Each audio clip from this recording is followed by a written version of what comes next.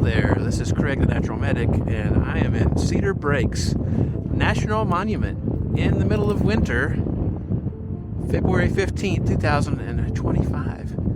It's supposed to be a ranger-led hike today. Unfortunately, it was canceled. We're going to go explore the Cedar Breaks National Monument by snowshoe. The amphitheater at the north overlook is behind me.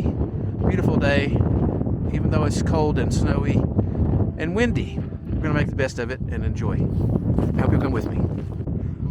All right, you can see how deep the snow is here. Just walking along the roadside towards the entrance sign.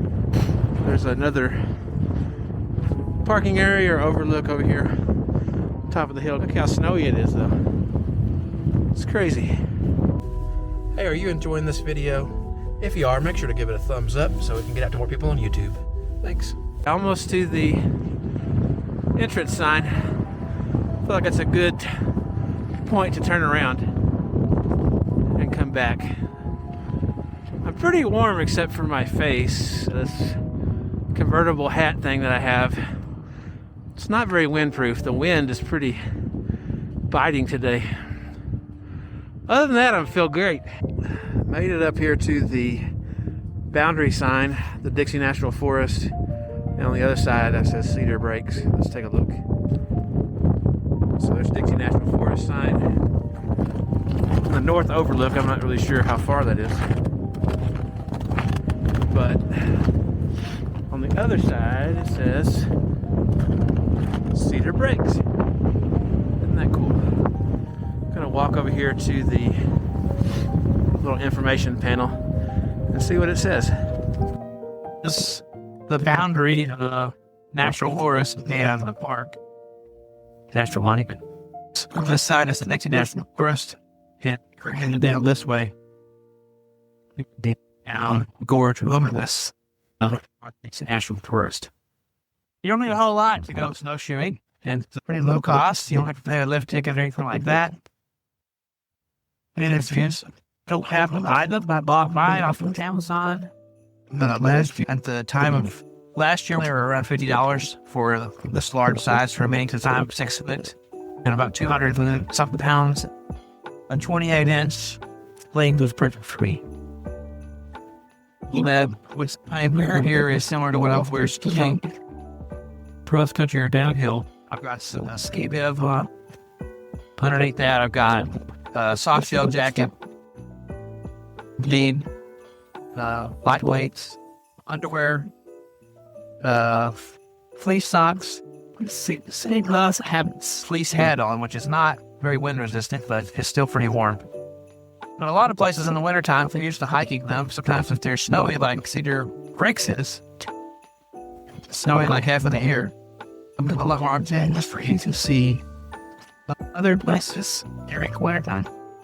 Yeah, you can definitely see these tracks here. Somebody was cross-country skiing in here. You can see their pole marks and the ski marks.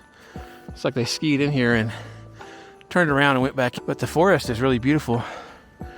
Look at all the spruce and fir, I'm assuming, that's just covered in snow. And the snow is pretty deep. It's probably, where I put my pole down, it's probably at least a foot deep. I don't know what the base layer is. All right, so even though cross-country skis will go over some of this stuff, it's difficult for snowshoes because we have fresh powder. I got about a foot of powder. You're just sinking even in snowshoes. At one point my snowshoe came off. I didn't have it quite tight enough and my left one came off. I couldn't really film that part, but I was struggling to get that on. Here we are going out. See you on the other side. Coming back over the ridge out of Ashdown Wilderness and back towards the entrance sign for the Forest Service. You can see over here is the park, National Monument, Cedar Breaks. There's the row of posts. This boundary marking sign is way down there. Just hike back towards the parking area. Make sure you stay tuned for some tips and tricks about selecting and using your snowshoes. You can almost see the vehicle where it's parked, it's actually straight ahead. So almost back and off of the trail. You're definitely going to sweat when you're doing this. You're going to want to have some snacks and water available just like you would on any other outdoor expedition. Keep yourself hydrated and with plenty of energy. Even though you do have these large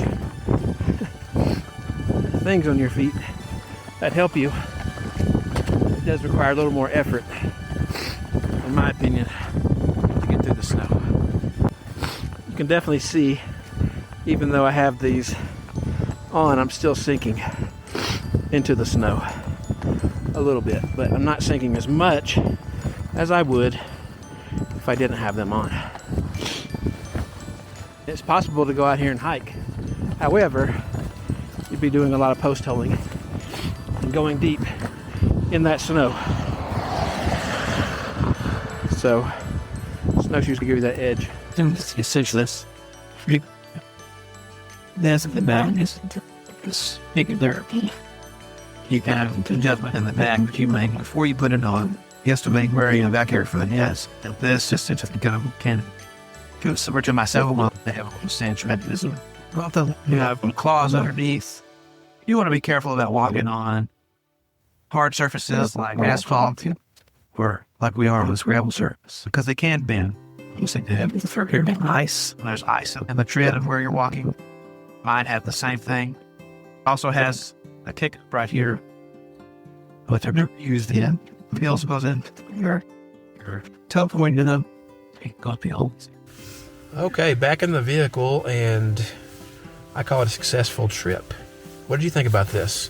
If you liked it, give it a thumbs up. Think about subscribing to the channel. Any questions about this area or snowshoeing, make sure to leave those comments below.